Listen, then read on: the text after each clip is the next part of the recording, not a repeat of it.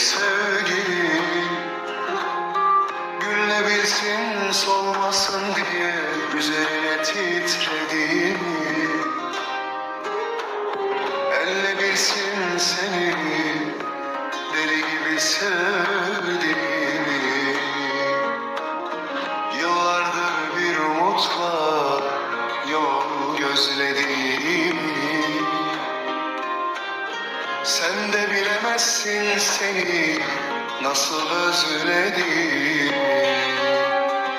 Haydi çök gel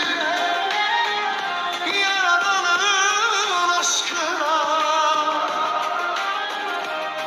beni alıştırma ne olur yokluğuna.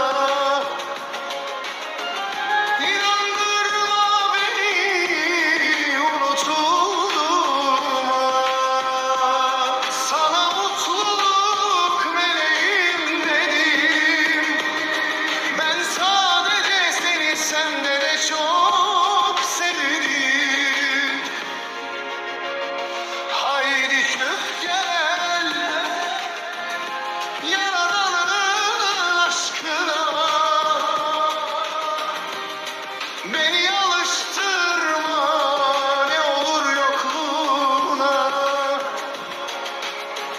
İnandırma beni unutulduğuma. Sana mutluluk meleğim dedim.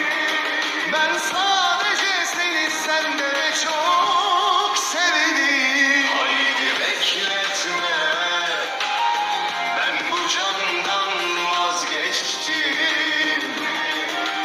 Sevdim işte vefasız seni çok.